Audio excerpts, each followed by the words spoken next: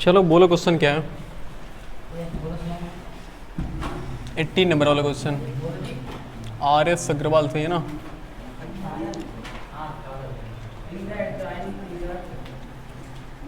In the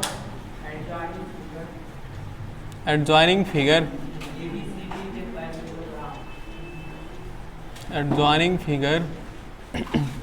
ABCD है is a parallelogram if P and Q are points on AB and BC respectively such that AP equal 1/3 of AD and CQ equal 1/3 of BC. Okay, so BC अच्छा एक minute BC prove that AQCP is a parallelogram point AB है AD. Okay चलो figure भी है ना। हाँ दिखाओ जरा एक बार फिगर मुझे। कौन सा 18 ABCD PQ।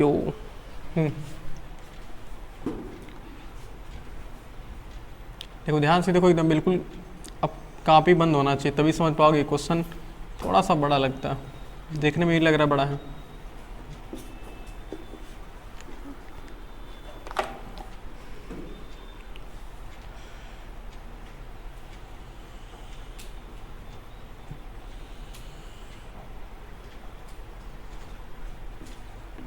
देखो ये फिगर है।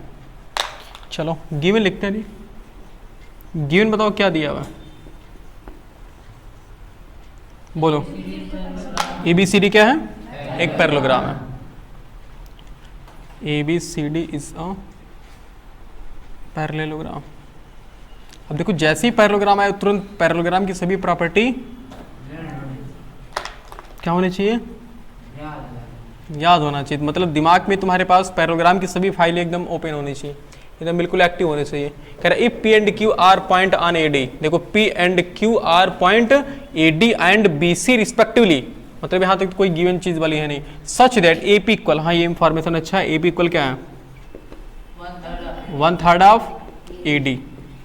Okay and CQ equal to क्या है? CQ है 1/3 ऑफ। इसका मतलब समझ रहे हो क्या कह रहा हूँ? और चलो पहले लिख लेते हैं तो समझते हैं। टू प्रूव क्या करना है? और टू प्रूव करना है AQCP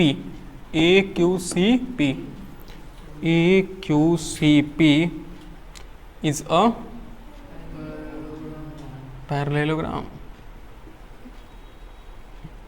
APCQ एक पैरेललोग्राम है, ये हमें प्रूफ करना है। देखो ये चीज दिया है और ये चीज दिया इस। अच्छा AP इक्वल 1/3 ऑफ AD, इसका क्या मतलब है? देखो AP इक्वल 1/3 ऑफ AD मतलब AD का 1/3 क्या है? AD का 1/3 भाग AP है। मतलब अगर हम कहें कि AD की लेंथ 9 सेंटीमीटर है तो AD की AP की लेंथ कितना होगी?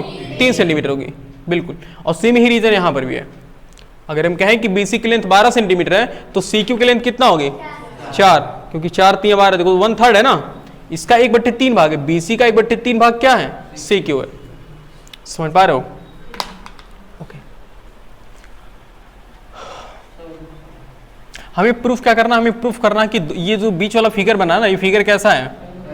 हमें प्रूफ करना कि ये पैरेललोग्राम है। अच्छा पैरेललोग्राम की सबसे खास प्रॉपर्टी क्या होती है? अपोजिट साइड इक्वल कर दो और अपोजिट एंगल इक्वल कर दो। भाई अपोजिट साइड इक्वल कर दोगे, अपोजिट क्या कर दोगे? एंगल। तो हम कह सकते हैं ना कि वो पैरेललोग्राम है।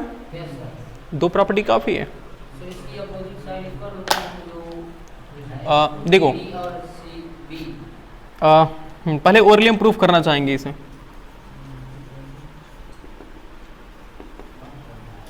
देखो पहले ओरली प्रूफ कर दें, मतलब अपना प्लान क्या होगा। अच्छा एक बात बताओ, यहां AB किसके इक्वल है? AD किसके इक्वल है? AD क्या BC के इक्वल है? भाई क्योंकि कह रहा है कि पैरेललोग्राम है। तो जब AD इक्वल है BC के तो जहां आप 1/3 ऑफ BC है वहां 1/3 ऑफ क्या कर लोगे? AD। तो जब 1/3 ऑफ AD 1/3 ऑफ AD तो यहाँ APCQ बराबर हो गए कि नहीं हो गए? बोलो एक साइड इक्वल हमने कर लिया। इस दोनों ट्रायंगल में बिल्कुल सही। अगर हम इस दोनों ट्रायंगल में कांग्रुएंसी लगा देंगे तो हो जाएगा ना। एक बात बताओ, जब ये दोनों आपस में इक्वल हैं तो बाकी जो बची हुई साइड वो भी तो आपस में इक्वल होगी। तो ये वाली साइड इस वाली साइड की इक्वल होगी, और ये तो अपोजिट साइड है ही, और ये अपोजिट एंगल है, तो side angle side, side angle side, दोनों चीज कांग्रुएंट हो गई। तो कांग्रुएंट हो गई तो ये वाली साइड इस वाली साइड की क्या हो गई, इक्वल। हमने अपोजिट साइड को तो इक्वल कर दिया, हमें साथ में क्या करना है, अपोजिट एंगल को भी क्या करना है, इक्वल करना, क्योंकि अपोजिट साइड तो रेक्टेंगल की भी इक्वल होती है। बोलो अपोजिट साइड उसकी क्या बोलते हैं, हाँ अपोजिट साइड एक उसकी ट्रेपेजियम की भी और रोम्बस की भी होती है। मतलब मेन खास दो प्रॉपर्टी हम यूज करेंगे। ट्रेपेजियम की एक पैरेलल होती है कि नहीं होती, अच्छा इक्वल नहीं होती, हाँ जी इक्वल नहीं होती, पैरेलल होती है। हाँ देखो हमने अपोजिट साइड इक्वल कर दिया ना, अब एंगल की बात करते हैं। हाँ नहीं यार जरूरी नहीं, अगर मान लो कि अपोजिट साइड इक्वल हो गया और वो पैरेलल नहीं है तो एंगल इक्वल करने का मतलब कि जब एंगल इक्वल कर लेंगे ना तो वहाँ से हम कह सकते हैं कि भाई अपोजिट एंगल इक्वल होंगे ओ, और वो खास प्रॉपर्टी होती है इसकी ना। अगर मान लो इक्वल तुम नहीं की, मतलब एंगल इक्वल नहीं की, देखो ये साइड और ये साइड ऐसे कर लोगे, और या फिर देखो ये साइड और ये साइड, लेकिन ऐसा नहीं होने वाला ना, नहीं मतलब थोड़ा सा तिरछा तुम बना सकते हो ना, जिससे पता चलेगा कि हाँ ये दोनों मतलब पैरेललोग्राम नहीं बनेंगे अच्छे से। जैसे ये साइड हमने इस साइड को इस साइड के इक्वल कर दिया, इस साइड को हमने इस साइड के इक्वल कर दिया, अपोजिट साइड हमने क्या कर दिया, इक्वल कर दिया। लेकिन वहाँ एंगल अगर इक्वल करोगे ना तो उससे और ज़्यादा उस पर बेस बनेगा कि दो खास प्रॉपर्टी उसकी होती है, एक अपोजिट साइड और दूसरा क्या होता है, अपोजिट एंगल। हाँ लेकिन एक बात तो मुझे ये भी पता चला कि अगर एंगल को ना इक्वल करे तो, एक मिनट के मान लेते हैं कि एंगल को इक्वल ना करें तो, अगर एंगल को इक्वल ना करेंगे तो हाँ मतलब अपोजिट एंगल तो हम इक्वल कर लेंगे किसी भी तरीके से, लेकिन अगर ना करें तो भी क्या दिक्कत होने वाली है। क्या हम सिर्फ अपोजिट साइड को इक्वल करके बोल सकते हैं कि वो पैरेललोग्राम है? बिल्कुल बोल सकते हैं। क्यों? क्योंकि बताओ पैरेललोग्राम सबके पास जा सकता है, नहीं जा सकता? पैरेललोग्राम रेक्टेंगल के पास जा सकता है, बिल्कुल। भाई रेक्टेंगल कहेगा कि सभी साइड अपोजिट साइड क्या होनी चाहिए, इक्वल होनी चाहिए, इक्वल है। क्या पैरेललोग्राम रेक्टेंगल के पास जा सकता है? मतलब जा ही सकता है भी। और पैरेललोग्राम स्क्वायर के पास जा सकता है, बिल्कुल। पैरेललोग्राम रोम्बस के पास जा सकता है? नहीं, रोम्बस कहता है कि ऑल साइड इक्वल होंगे ना, लेकिन पैरेललोग्राम के पास ऑल साइड इक्वल नहीं है। हाँ अच्छा एक मिनट, स्क्वायर के पास भी नहीं जा सकता है, सिर्फ रेक्टेंगल के पास जा सकता है ना, वो सिर्फ रेक्टेंगल के पास जा सकता है।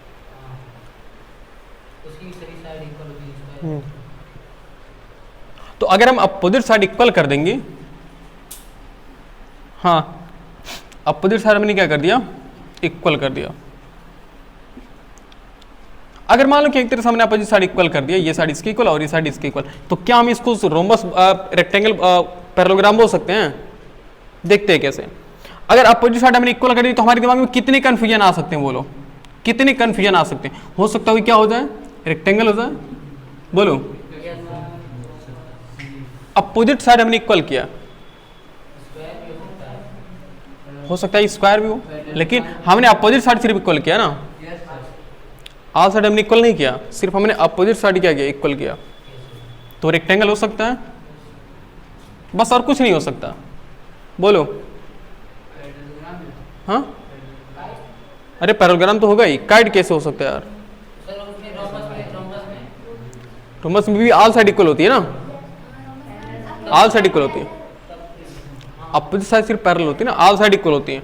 मतलब हाँ सिर्फ साइड से काम चल जाएगा ना हमारा, तो क्यों ना मतलब इतना ही काम करके छोड़ दे रहा है कि हाँ ये दोनों साइड से हमने क्या कर दी, चारों साइड को इक्वल कर दे, और चारों साइड इक्वल हो गई तो भाई,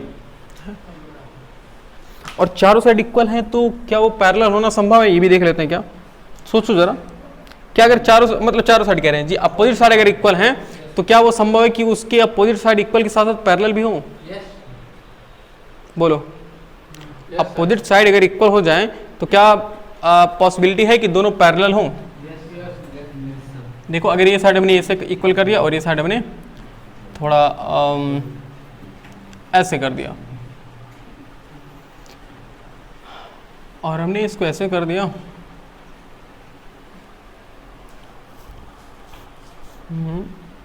इसको मैंने ऐसे कर दिया। हाँ देखो, मतलब किसी भी तरीके से तुम बनाओगे ना, अगर अपोजिट साइड इक्वल हैं तो वो पैरेलल होंगे ऑटोमेटिक के। अगर अपोजिट साइड इक्वल है तो वो क्या होंगे, ऑटोमेटिक पैरेलल होंगे, कुछ भी कर लोगे।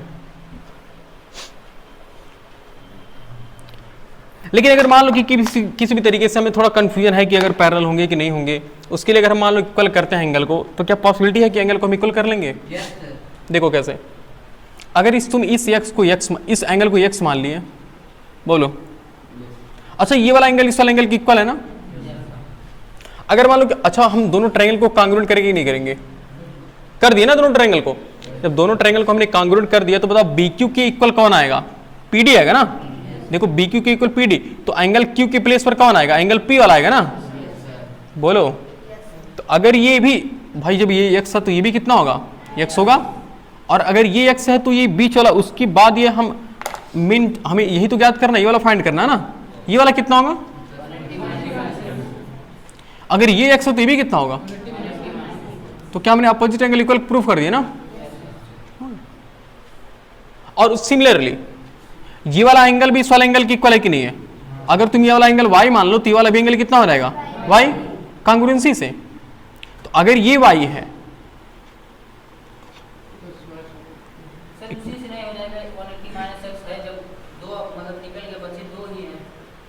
नहीं, कुछ जरूरी थोड़ी कि दोनों इक्वल हो जाए।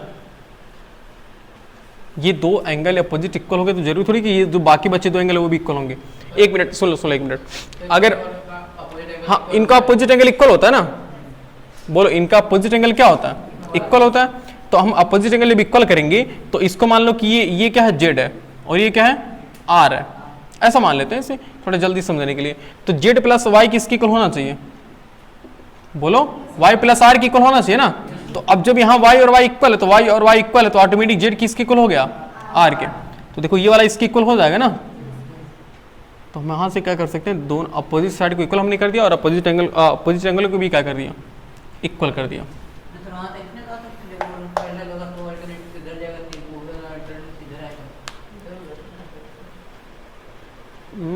कैसे कह रहे हो?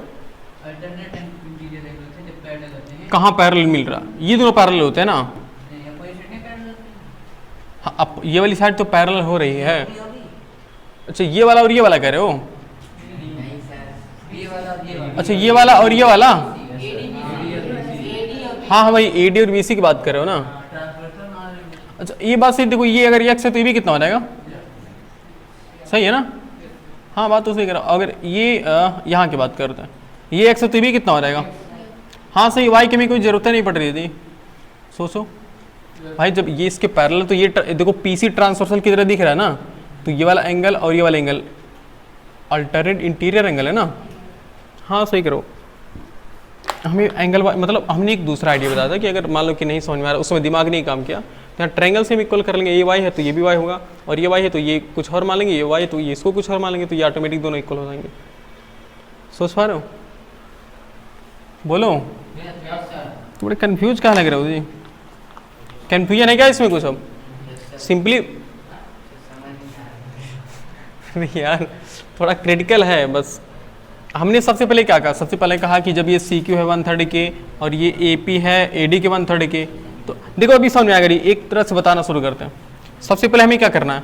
सबसे पहले हमें इन दोनों ट्रायंगल को कांग्रुएंट करना है ना। उसके लिए हमें तीनों साइड को इक्वल करानी है। देखो सच दैट ABCD क्या है बताओ पहले? इस अ पैरेललोग्राम।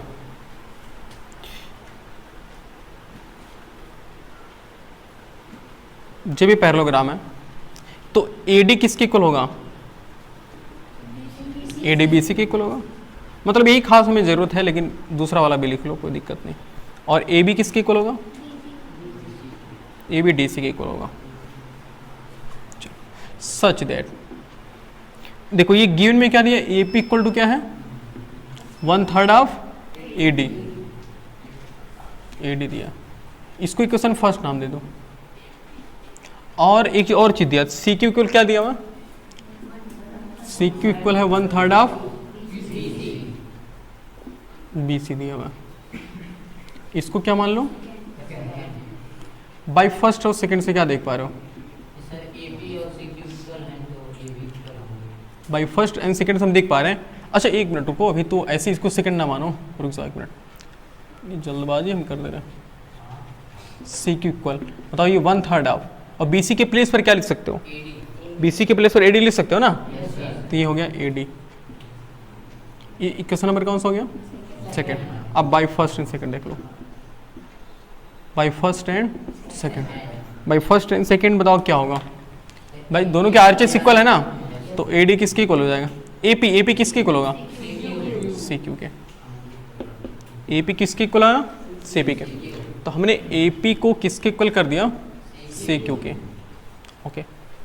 अच्छा हमने पहले तो हमने ये साइड इक्वल कर लिया ना, बोलो, अब इस ट्रायंगल को भी इक्वल करना चाह रहे हैं, उसके लिए सच दैट फिर लिखो, या फिर लिख लो कि इन नहीं भी सच दैट, बताओ यहाँ AD किसके इक्वल है, BC के ना, AD इक्वल है BC के, AD को क्या लिख सकते हो, AD को AP प्लस PD लिख सकते हो, बोलो AP प्लस PD इक्वल, और BC को क्या लिख सकते हो similarly, BQ plus CQ, BQ plus CQ, और हमने यहाँ ऊपर देखो क्या प्रूफ किया है, AP CQ किया ना, तो जहाँ AP वहाँ क्या लिख सकते हो, CQ प्लस, और जहाँ PD है तो PD लिखना ही है, और इक्वल BQ और प्लस CQ, तो CQ से CQ क्या हुआ, तो यहाँ PD किसकी इक्वल हो गया, BQ के। चलो हमने एक साइड इक्वल कर लिया, बस अब उसके बाद इन ट्रायंगल में काम कराते हैं। किस हम ट्रायंगल में काम करेंगे, in triangle ABQ, ABQ and triangle PDC, हम इन दोनों ट्रायंगल में काम करेंगे। तो वहां पहले बताओ एंगल B किसके इक्वल है, एंगल B इक्वल है एंगल D के, क्यों इक्वल है, ऑपोजिट एंगल ऑफ पैरेललोग्राम, सही है ना, ऑपोजिट एंगल ऑफ पैरेललोग्राम। और यहाँ से BQ किसके इक्वल है, BQ देखो हमने प्रूफ किया ना, यहाँ पर देख लो, BQ देखो BQ इक्वल है किसके, PD के, और यहाँ से AB तो ऑटोमेटिक किसके इक्वल है, CD के, क्यों इक्वल है, ये भी क्या है, अपोजिट साइड है ना, ये अपोजिट साइड ऑफ पैरेललोग्राम। बस तीन चीजें मिल गई ना, तो साइड एंगल साइड से हम क्या कर सकते हैं, दोनों ट्रायंगल को congruent by side angle side congruency, congruency हम कर सकते हैं, दोनों ट्रायंगल क्या होंगे, यानी कि ट्रायंगल देखो ABQ कांग्रुएंट टू ट्रायंगल, देखो ABQ तो CDP, CDP होगा ना, जब दोनों ट्रायंगल कांग्रुएंट है तो हम जानते हैं कि कांग्रुएंट ट्रायंगल की करस्पॉन्डिंग साइड क्या होते हैं, उसी को हम लिखते हैं बाई CPCT। तो बाई CPCT हम कर सकते हैं, वहां से देखो AQ किसके इक्वल होगा, CP के ना, AQ इक्वल है CP के, AQ इक्वल टू CP। बस हमने देखो दोनों साइड के इक्वल कर दिया ना, अरे भाई ये निकल जाओ, देखो यहाँ पे ये और यहाँ पे ये, देखो AP इक्वल है किसके, CQ के, और AP हाँ AP इक्वल है CQ के, और AQ इक्वल है किसके, PC के, CP PC के, हमने अपोजिट साइड इक्वल कर दिया। अब एंगल की बात करते हैं, तो इसमें देखो फिगर के अकॉर्डिंग हमने लिखा है, तो रिलेट कर लो किसी को, किसको हमने रिलेट किया बोलो, इसको रिलेट कर लोगे ना, let BQA AQB, angle AQB कितना रिलेट कर लोगे, x डिग्री,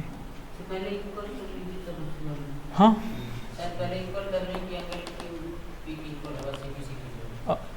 अच्छा हाँ ये भी सही करो, बिल्कुल बिल्कुल।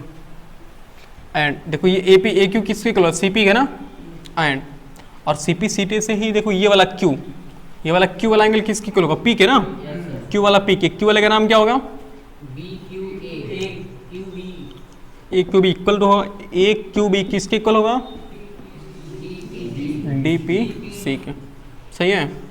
हाँ अब इसको लेट कर लो, let angle A Q B equal to angle D P C equal to X, हमने मान लिया।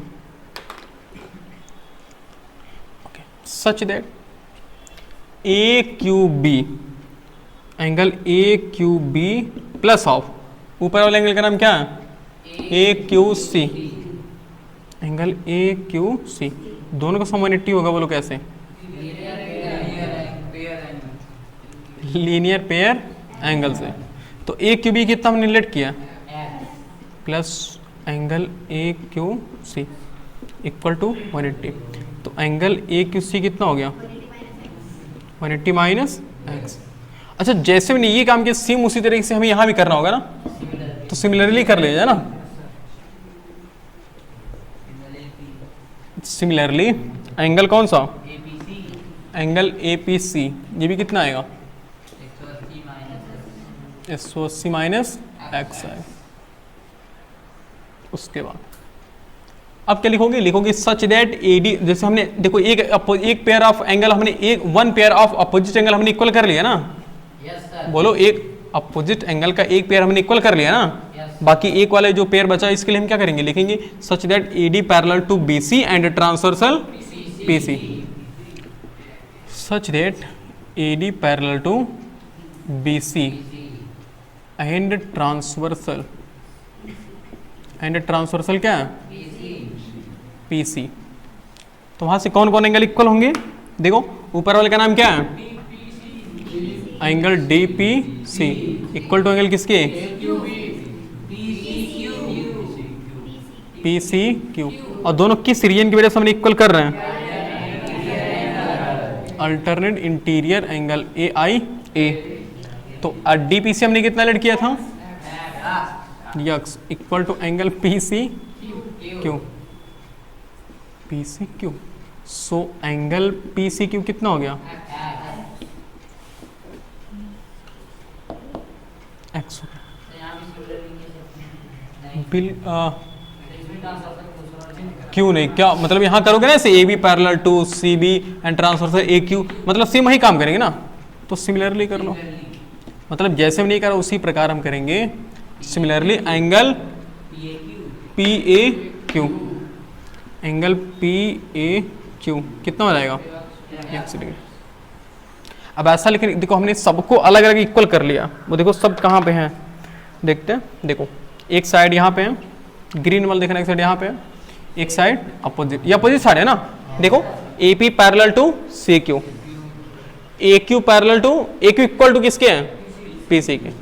देखो हमने चारों साइड इक्वल कर लिया ना, मतलब अपोजिट पेयर साइड हमने इक्वल कर लिया।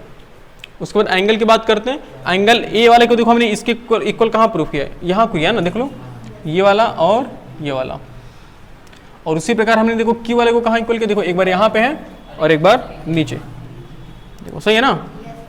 तो अब इन सबको हमें एक बार लिखना पड़ेगा कि in quadrilateral A Q C P, तो सबको एक साथ इक्वल करना पड़ेगा, तब हम बता देंगे कि हाँ जब सब एक साथ आपस में इक्वल है तो इसका मतलब ये पैरेललोग्राम की कंडीशन को सेटिस्फाइड कर रही है, तो वहां से ये पैरेललोग्राम होगा। पहले इतना नोट करो फिर बताते हैं।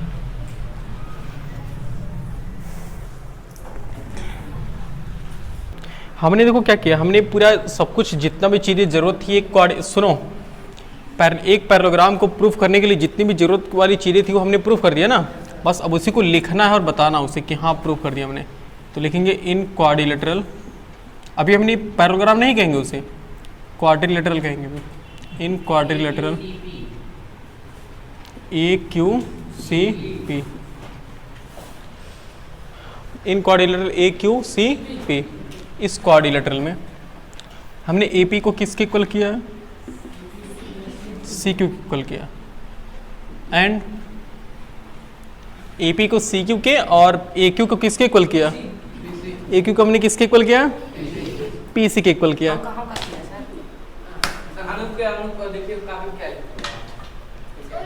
ए पी को हमने सुनो सी क्यू के इक्वल किया है और ए क्यू, ए पी को सी पी के और ए क्यू को किसके, ए क्यू को सी पी के या पी सी के। तो हमने देखो अपोजिट साइड इक्वल कर लिया ना। और अपोजिट एंगल यानी हमने एंगल ए को किसके इक्वल किया, एंगल ए को एंगल सी के इक्वल किया, एंड एंगल पी को किसके इक्वल किया, एंगल क्यू के।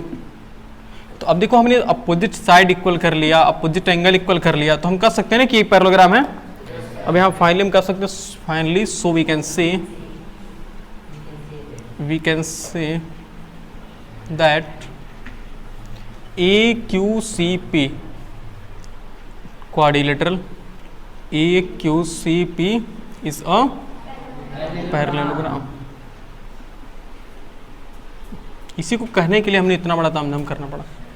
ये फाइनल चीज़ें नोट कर लो बस।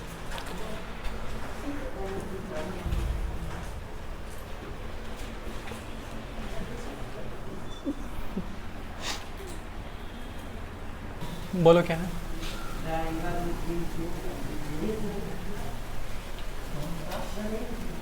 ट्वेंटी वाला ना, बोलो क्या है,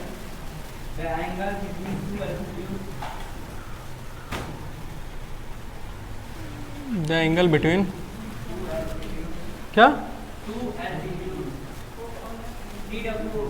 टू अल्टीट्यूड ऑफ पैरेललोग्राम क्या,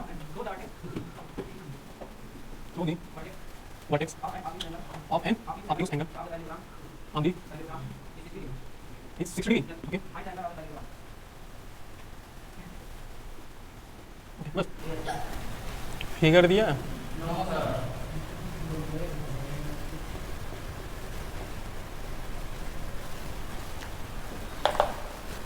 देखो शुरू कह रहे हैं, देखो the angle between two altitude of a parallelogram, parallelogram बना है ना, एक पहले पैरेललोग्राम बनाते हैं।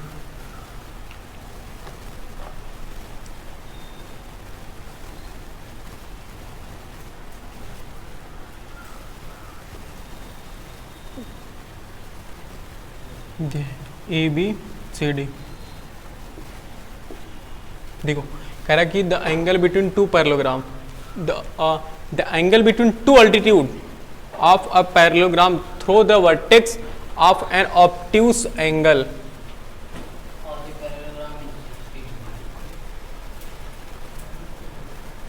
obtuse angle of parallelogram is 60 degree। देखो कह रहा है angle between two altitude, the angle between two altitude of parallelogram through the vertex of an obtuse angle. Obtuse angle, सुन ऑब्ट्यूस एंगल क्या है, बीओडी है, और एन ऑब्ट्यूस का है मतलब एक ऑब्ट्यूस से। भाई इस पूरे पैरेललोग्राम में कितने ऑब्ट्यूस एंगल हैं, दो ऑब्ट्यूस एंगल। इसमें से कह रहा है कि देखो the angle between two altitude, समझ यही समझ पाओगे तो समझ जाओगे, the angle between two altitude मतलब दो अल्टीट्यूड के बीच का एंगल, पैरेललोग्राम के दो अल्टीट्यूड के बीच का angle through the vertex of an obtuse angle of a parallelogram. एक ऑब्ट्यूस एंगल तो है लेकिन एक ही ऑब्ट्यूस एंगल से दो अल्टीट्यूड बनाए जा रहे हैं, और दोनों के बीच का एंगल कितना है, 60 डिग्री। एक ही ऑब्ट्यूस एंगल, देखो एक ही ऑब्ट्यूस एंगल से दो अल्टीट्यूड बनाए जा रहे हैं, और दोनों के बीच का एंगल कितना दिया हुआ है, 60 डिग्री दिया। देखो कैसे, एक ही, चाहे इस वाले वर्टेक्स से चाहे इस वाले वर्टेक्स से, एक ही वर्टेक्स से दो अल्टीट्यूड कैसे बना सकते हो, एक अल्टीट्यूड तुम ऐसे नीचे बना सकते हो मतलब इस पर, और एक अल्टीट्यूड ये, समझ पा रहे हो, और दोनों के बीच का एंगल कितना दिया, ये 60 डिग्री दिया। सोच पा रहे हो, एंगल बिटवीन टू अल्टीट्यूड, दोनों अल्टीट्यूड के बीच वाला एंगल इतना है 60 degree. Find the angle of the parallelogram, तो हमें पैरेललोग्राम के एंगल को फाइंड करना है, बस इतना दिया। अगर हम गिवन की बात करें तो गिवन में क्या दिया हुआ, तीन चीज, इसको नाम पी, हाँ पी रख लो, इसका नाम क्यू रख लो। तो डीपी परपेंडिकुलर है किस पर, ए बी पर, एंड अरे सबसे मेन चीज क्या है, पैरेललोग्राम दिया ना, ए बी सी डी क्या है, A B C D is a parallelogram, ये एक पैरेललोग्राम है। और डीपी परपेंडिकुलर किस पर है, DP perpendicular on A B, and D Q perpendicular on किस पर, बी सी।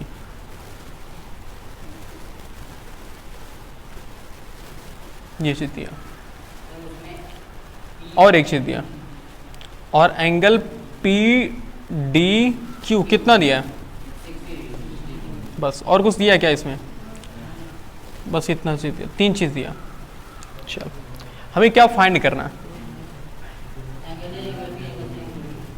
मतलब ऑल एंगल ऑफ पैरेललोग्राम, यानी कि angle A, angle B, angle C और एंगल डी। सिर्फ सुधर जाओ, आगे बैठ के बदतमीजी करते हो। ये हमें 4 एंगल फाइंड करना है। कुछ आइडिया बताओ कैसे सॉल्व करें? हाँ बताइए,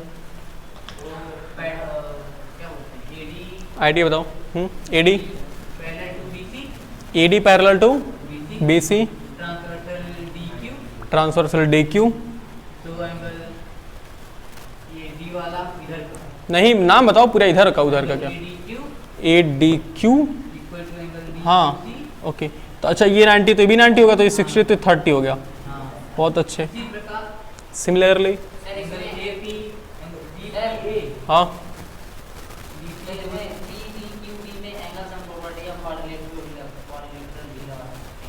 इस वाले में बिल्कुल ये भी सही कर रहे हो, सही करा। इतना बड़ा तामझाम हटाओ, सही आदित। साफ साफ देखो, ये क्वाड्रिलेटरल दिख रहा है ना, तो 90 90 60 जो भी होगा ये भाई 9 9 18, तो 6 और 12 यही तो होगा। सोच लो भाई, 90 90 180 हो गया, तो 60 ये है, तो ये कितना होना चाहिए? 120, तभी तो 180 होना चाहिए ना। बस अभी 120 निकल, ये कितना होगा? 120 से ये कितना होगा टोटल, और ये कितना होगा? बस एक कॉन्सेप्ट से लग गया। एस्पॉक, angle sum property of quadrilateral. देखो सिंपली क्या लिख लेंगे इन क्वाड्रिलेटरल? बोलो, in quadrilateral, in quadrilateral P B Q D. 4 angle को सम करो, यानी कि कौन कौन? नहीं यार ऐसे नहीं, सबका अच्छे से नाम लिखो। Angle D P B, angle D P B plus angle P B Q plus angle B Q plus angle, सबका सम कितना होना चाहिए? क्यों होना चाहिए? A S P O Q, angle sum property of quadrilateral. क्या ये परपेंडिकुलर है? हाँ बस बस, मुझे भी वही लग रहा था, हमारे भी दिमाग में यही आ रहा था। ना ना ना, मिटकाएंगे तो नहीं। देखो इसको यही पर छोड़ते हैं, एक मिनट। यहाँ देखो, पहले लिख लेते ना, इस पर परपेंडिकुलर तो 90 डिग्री, तो such that D P perpendicular to किस पे? So angle D P B, angle D P B कितना हो जाएगा? 90 degree. And also such that D Q perpendicular, D Q perpendicular B C, so angle D Q P, D Q B कितना हो गया? तो angle D P B, देखो D P B कितना दिया हुआ? 90 प्लस पी बी क्यू 120 दिया यार। अच्छा नहीं, ये तो फाइंड करना।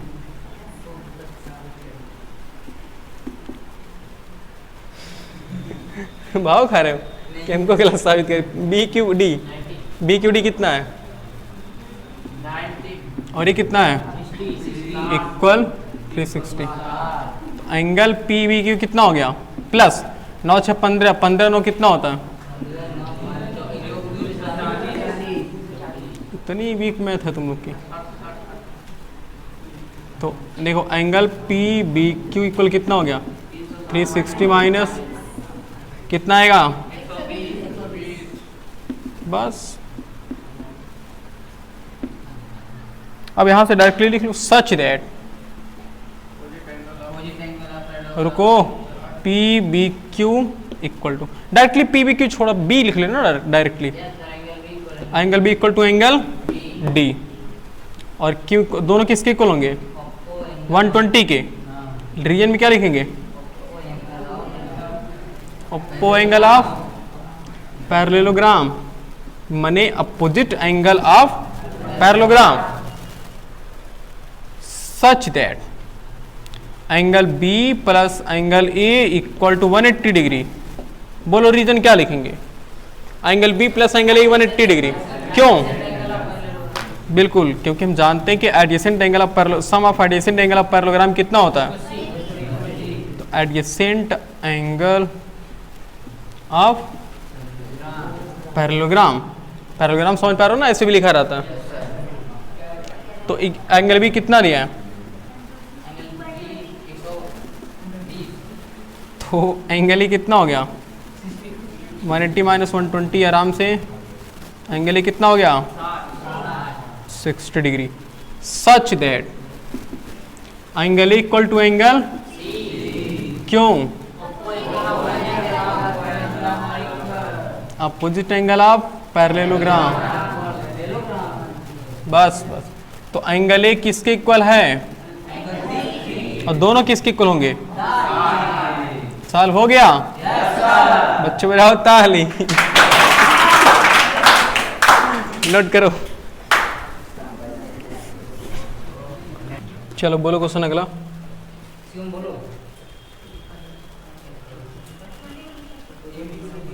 कौन सा,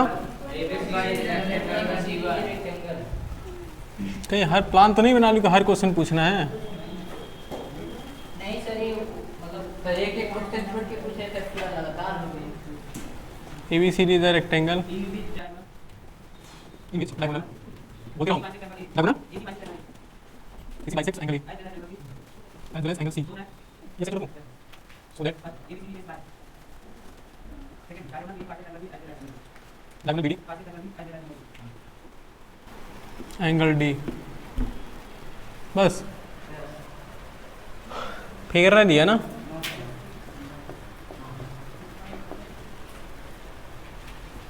चलो देखो देखो क्या कर रहा है, ABCD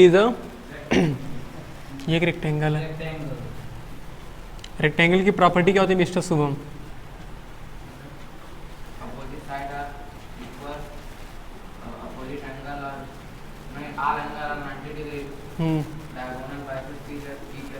ओके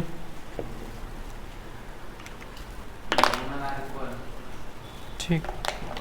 देखो जी ABCD क्या कर रहा, रेक्टेंगल जब कह रहा तो सभी एंगल कितने होंगे, सभी एंगल 90 के इक्वल होंगे, in which diagonal AC bisect angle A. देखो AC क्या कर रहा है वो तो हम जानते हैं जी, AC किसको बाइसेक्ट कर रहा है, मतलब अगर ये एक्स है तो ये भी कितना हो जाएगा। अच्छा एक्स मानने की जरूरत क्या है जी, जब 90 है तो 45 में बढ़ गया ना, बिल्कुल। उसके बाद कह रहे कि as well as angle C, ये भी कितने कितने बढ़ गया, बस कह रहा सॉल्व दैट, सो दैट कह रहा सो दैट ABCD स्क्वायर, ओ भाई ABCD की स्क्वायर है, बिल्कुल सही बात। ये कह रहा कि ये रेक्टेंगल है, लेकिन प्रूफ हो रहा कि ये स्क्वायर है, रेक्टेंगल नहीं है, मतलब रेक्टेंगल भी है। अच्छा बताओ स्क्वायर को रेक्टेंगल नहीं बोल सकते जी,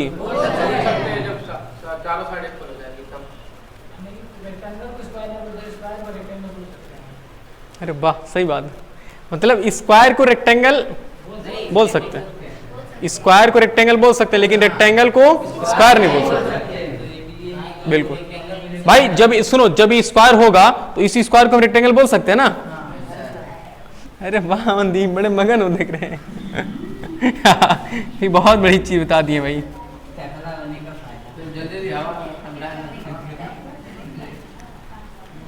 बस मनदीप हो गया, रहने तो ज्यादा मगन आ रहे हो। अरे ताली बजा दो एक बार इसके लिए, ताली बजा दो।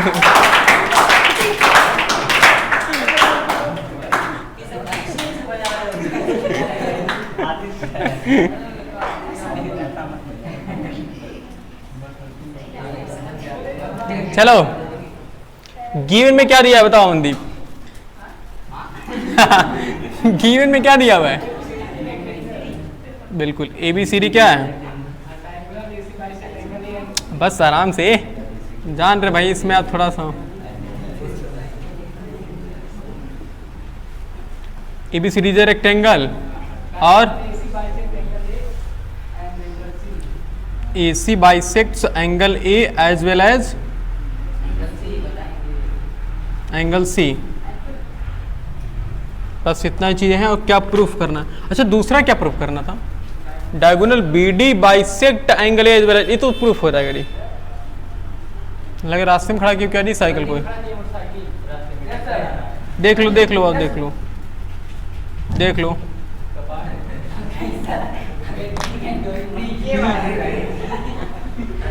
बस यहाँ देखो यार, R2 प्रूफ क्या करना है? फर्स्ट ABCD इज अरे भाई स्क्वायर प्रूफ करना है ना भाई। और सेकंड क्या प्रूफ करना है?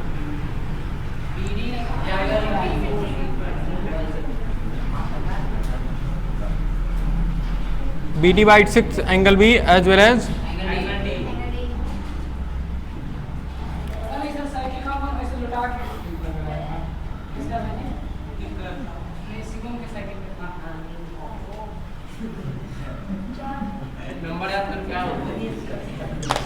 चलो यहाँ देखो, सबसे पहले लिखेंगे सच दैट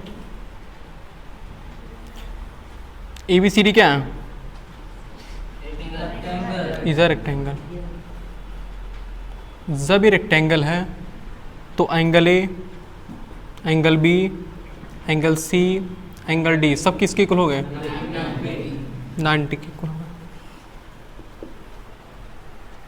दूसरी condition such that AC bisect angle A। जब AC एंगल A को बाइसेक्ट कर रही है तो angle BAC equal to angle, बोलो भाई, DAC।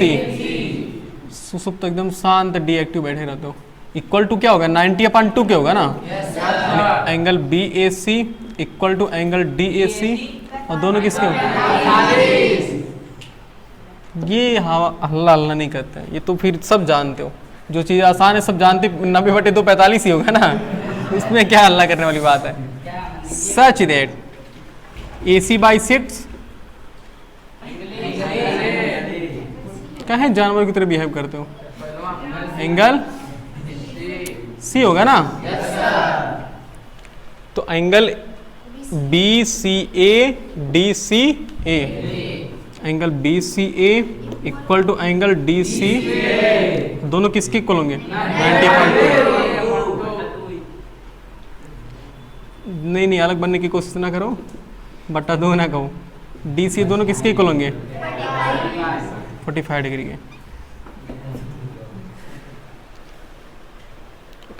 एक बात बताओ, क्यों बताना चाहिए कैसे स्क्वायर प्रूफ कर लेंगे हम? हाँ कांग्रुएंट करा देंगे ना मन्ना ना, देखिए सर एंगल साइड एंगल से तो नहीं हम कांग्रुएंट नहीं कराएंगे। तब बताओ कोई और आइडिया बताओ। अरे भाई E45 E45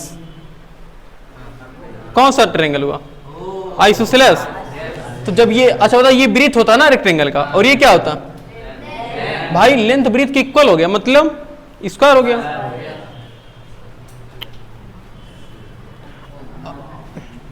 देखो such that in triangle ABC, in triangle ABC angle BAC, देखो BAC और ACB, एंगल ACB, और दोनों किसके इक्वल हैं? दोनों 45 के इक्वल हैं। हम जानते हैं कि इक्वल साइड के अपोजिट एंगल क्या होते हैं? Such that equal angle opposite side are also equal. So BAC के सामने वाला साइड कौन है?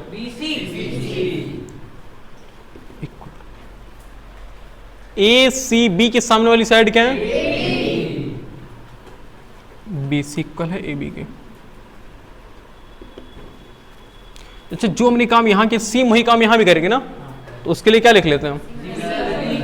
सिमिलरली। सिमिलरली हम कह सकते हैं एडी इक्वल किसकी? डी सी की। Such that A B C D क्या है? Is a rectangle. वे रेक्टेंगल है ना, तो जब रेक्टेंगल है तो ऑटोमेटिक बी सी किसके इक्वल होगा बताओ? बी सी इक्वल होगा एडी के ना।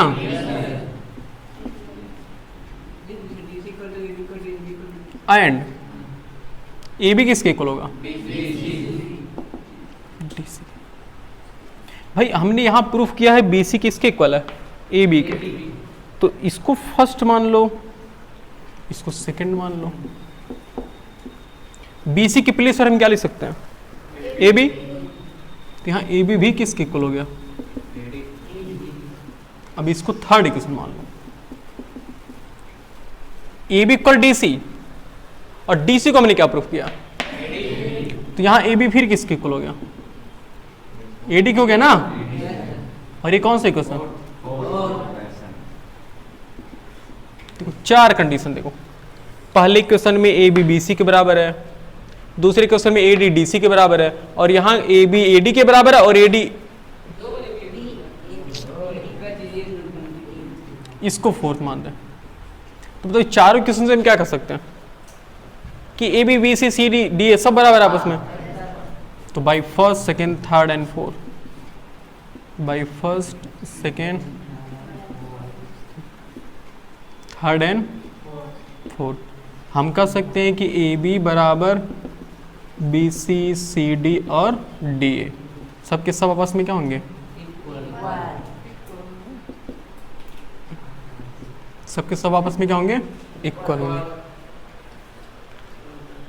ओके एक हाँ, सो वी कैन से ए बी सी डी क्या है? अच्छा, एंगल इक्वल प्रूफ करने की जरूरत है क्या? भाई जब रेक्टेंगल कर रहा था तो सभी एंगल 90 थे, तो जब 90 थे तो अभी पहले भी 90 थे, अभी भी 90 है, तो हमें एंगल की कोई जरूरत नहीं। सो वी कैन से हम कह सकते हैं ए बी सी डी क्या है? जी स्क्वायर। और दूसरा क्या प्रूफ करना कि डायगोनल बी डी बाइसेक्ट। तो अब देखो ये अगर मिलाओगे तो सेम ऐसी फिनोमेना बनेगा ना जी। बस ऐसे कह लो कि we know that diagonal of square. अच्छा ये अभी स्क्वायर बन गया ना, तो we know that diagonal of square bisect the opposite angle. बस एक प्रॉपर्टी तो है। या फिर यहीं देखो छोटा सा यहां लिख लेते हैं, ये तो फर्स्ट वाला प्रूफ है। सेकंड वाले के लिए देखो लिखेंगे सच दैट, ऐसे नहीं, we know that, we know that हम जानते हैं क्या? Diagonal of square, diagonal of square bisect the opposite angle of square. भाई डायगोनल के जो स्क्वायर होते हैं वो अपोजिट एंगल को क्या करते हैं? Bisect the opposite angle of square. So यहां क्या कर सकते हो? सो बी डी बाइसेक्ट किसको? Bisect angle B as well as angle D. सही है, बस नोट कर लो, नोट करिए।